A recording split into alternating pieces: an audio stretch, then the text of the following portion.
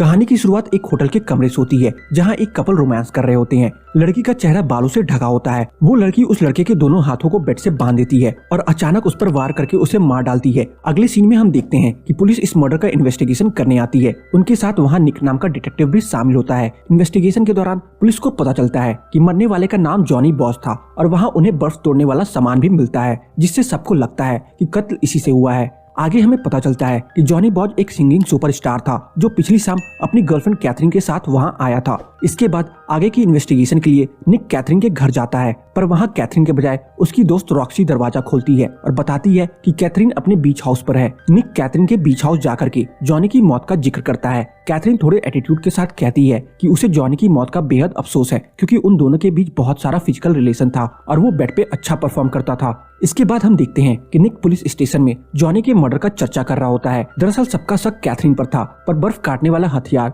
यानी ice pick पर किसी की उंगली के निशान नहीं मिलते। यहाँ हमें पता चलता है कि कैथरीन एक बेहद अमीर घर से ताल्लुक रखती है। उसे लड़कों के साथ घूमना पसंद है। उसने अपनी मास्टर साइकोलॉजी से किया है और वो लोगों के दिमाग को पढ़ सकती है और उससे खेल भी सकती है। अगले सीन में निक कैथरीन की नॉवल पढ़ता है जिसमें जॉनी के मर्डर से सिमिलर कहानी लिखी होती है। अब उसका शक कैथरीन पे और ज्यादा गहरा जाता है। इसके बाद पुलिस डिपार्टमेंट आपस में डिस्कशन करते हैं और कुछ लोग कहते हैं कि कैथरीन ने ही मर्डर किया होगा। वहीं कुछ कहते हैं कि ऐसा भी हो सकता है कि ये नॉवल किसी और ने पढ़ी और इंस्पायर्ड होकर के मर्डर कर डाला। इसके बाद वो लोग कैथरीन से पूछताछ करने के लिए बुलाने का फैसला करते हैं, पर क्योंकि वो बहुत रईस और चालाक थी, उन्हें डर था कि कहीं वो उन पर झूठा इल्जाम लगा करके उन्हें ही उल्टे केस में ना फंसा दे। अगले सीन में निक कैथरीन को उसके घर लेने जाता है। वो कहती है कि पहले उसे कपड़े बदलने हैं। निक बाहर इंतजार करता है, पर कैथरीन दरवाजा बंद किए बिना ही कपड़े बदलने लगती है। ये सब निक को बेहद अटपटा लगता है। इसके बाद दोनों पुलिस स्टेशन के लिए रवाना होते हैं। रास्ते में कैथरीन निक को बताती है कि वो अपनी अगली नॉवेल लिख रही है, जिसके बाद निक उससे कहानी पूछता है। कैथरीन कहती है कि उसकी अगली नॉवेल एक डिटेक्टिव पर बेस्ड है जो एक लड़की पर फिदा हो जाता है। निक पूछता है कि अंत में क्या होता है। कैथरीन कहती है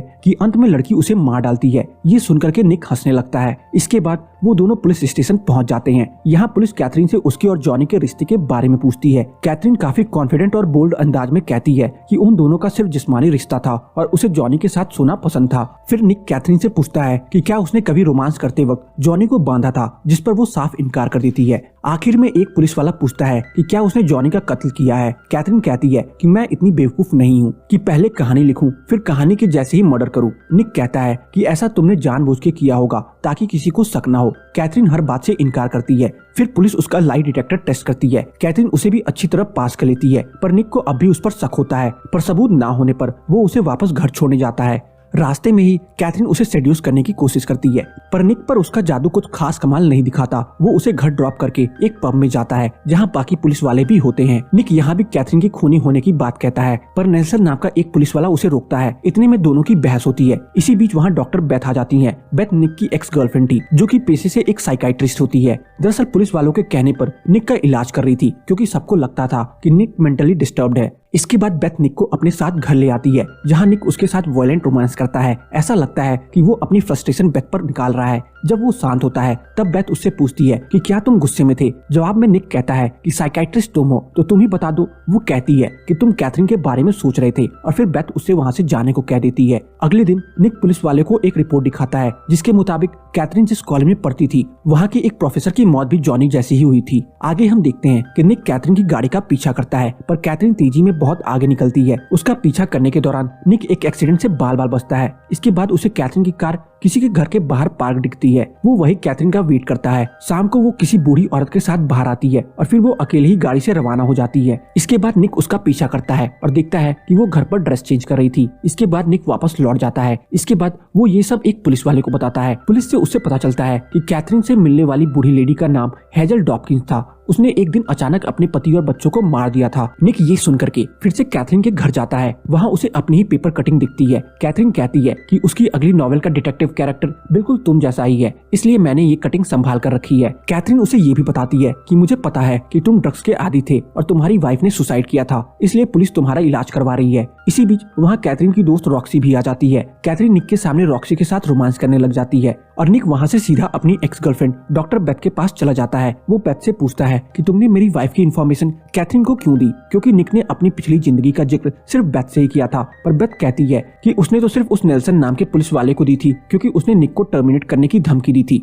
इसके बाद निक जाकर के नेल्सन से झगड़ने लगता है और फिर किसी तरह बाकी पुलिस वाले मिलकर के उन दोनों को शांत कराते हैं। निक गुस्से में वहाँ से जाकर के अपनी कार में बैठता है। वहाँ वो अपने पास खड़े एक दोस्त से कहता है कि कैथरीन उसके बारे में सब कुछ जानती है और उसे फंसाने की कोशिश कर रही है। इसके बाद वो अपने घर चला जाता है। बेथ वहाँ उससे बात करनी चाहती है पर वो उसे वहाँ से भगा देता है। फिर उसे पुलिस का फोन आता है जो उसे इमीडिएटली किसी लोकेशन पे बुलाती है। वहाँ पहुँच करके निक देखता है कि किसी ने नेल्सन की गोली मार करके जान ले ली है। अब क्योंकि निक और नेल्सन हाल में कई बार झगड़ चुके थे, सबका शक निक पर चला जाता है। पुलिस उससे पूछती है कि हादसे के वक्त तुम कहाँ थे। जवाब में निक कहता है कि वो स्ट्रेस था, इसलिए घर पे शराब पी रहा था। बेथ भी इस बात की गवाही देती है। पुलिस वालों को लगता है कि निक की दिमागी हालत और बिगड़ गई है और वो फिर से नशे करने लगा है, तो वो उसे कुछ दिनों के लिए सस्पेंड कर देते हैं। पर निक अपनी इन्वेस्टिगेशन जारी रखता है। उसे पता चलता है कि कैथरीन के माँ बाप जब बीच समंदर में थे तब उनकी शिप में छेद हो गया था, जिसके बाद डूबने से उनकी मौत हो गई थी। इसके बाद निक घर जाता है जहाँ उसे एक सरप्राइज मिलता है। कैथरीन उसके घर के बाहर बैठी होती है और कहती है कि मुझे पता चला कि तुम सस्पेंड कर दिए गए हो। निक पूछता है कि तुम सब कैसे जान लेती हो, जिस पर कैथरीन कहती है कि मेरे कई दोस्त हैं जो मुझ तक खबर पहुंचा देते हैं।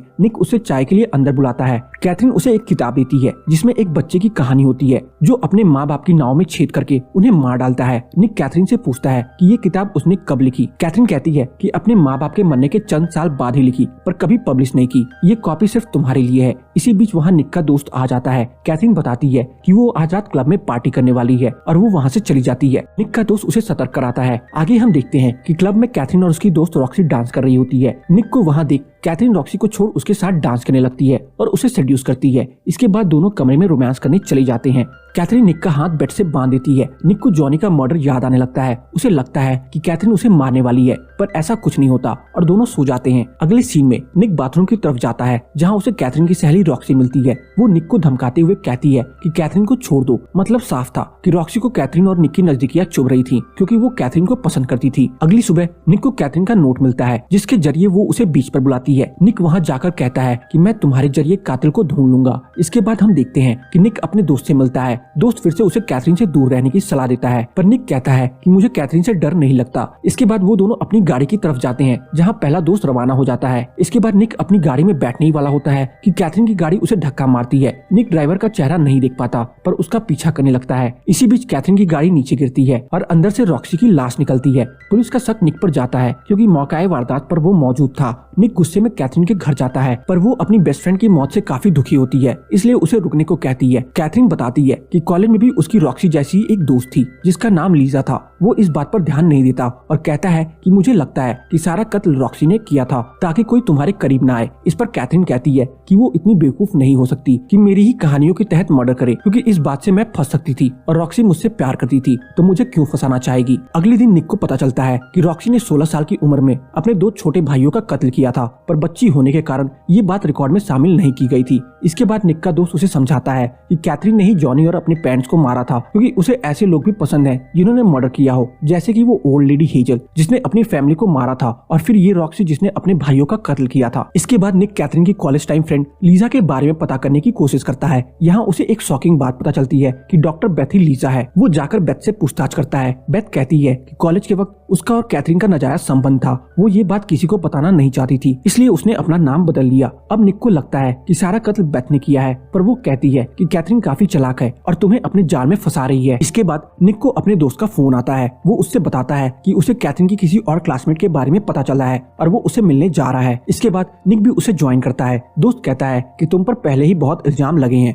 इसलिए मैं अंदर जाकर के पूछताछ करूंगा, तुम यहीं बैठो। निक को लगता है कि उसके दोस्त की जान को खतरा हो सकता है, इसलिए वो अंदर जाता है। अंदर जाकर वो देखता है कि उसके दोस्त का कत्ल हो चुका है, और वो भी उसी तरह के बर्फ तोड़ने वाले हथियार से जिससे पहले कत्ल हुआ था। इसके बाद उसे वहाँ बेथ दिखती है। वो अपनी जेब से कुछ निकाल रही होती होती है तभी निक उसे शूट कर देता है। पुलिस के पूछने पर निक कहता है कि उसे लगा बेथ गन निकाल रही है इसलिए उसने गोली चलाई, पर पुलिस को बेथ के पास से कोई गन नहीं मिलती। और फिर ये भी पता चलता है कि निक के फ्रेंड को किसी ने फेक कॉल किया था। फिर वो उसके घर जाते हैं, वहाँ उन्हें एक गन मिलती है जिसकी एक बुलेट गायब थी। उन्हें लगता है कि इसी से नेल्सन का कत्ल हुआ था। और फिर उन्हें वो बर्फ काटने वाला हथियार भी मिलता है। सबको लगता है कि कत्ल बेथ ने किया है। अब सीन आगे की तरफ शिफ्ट होता है। यहाँ हम देखते हैं कि निक और कैथरीन एक साथ रोमांस कर रहे होते हैं। कैथरीन निक से फ्यूचर के बारे में पूछती है। वो कहता है कि आगे हम बच्चे कर सकते हैं, जिसके बाद उसका मूड थोड़ा ऑफ होता है और वो बेड के नीचे से कुछ निकालने की कोशिश करते हुए कहती है कि उसे बच्चे नहीं पसंद। तब तक निक कहता है कि हम ऐसे भी रह सकते हैं। इसके बाद कैथरीन खुश हो जाती है और दोबारा से रोमांस करने लगती है। हमें दिखाया जाता है कि बेड के नीचे एक बर्फ काटने वाला हथियार पड़ा है। इसी के साथ मूवी का द एंड हो जाता है। बस आज की इस वीडियो में इतना ही। आपको मेरी बेसिक इंस्टिंक्ट मूवी की एक्सप्लेनेशन कैसी लगी कमेंट सेक्शन में बताना ना भूलें। और अगर आपको मेरी बेसिक इंस्टिंक्ट मूवी की एक्सप्लेनेशन पसंद आई हो तो वीडियो को लाइक करके जाना ना भूलें। चैनल पे नए हैं तो चैनल को सब्सक्राइब जरूर कर ले ताकि मुझे ऐसी ही मोटिवेशन मिलती रहे और मैं आप सबके लिए अच्छी से अच्छी वीडियोस लाता रहूं।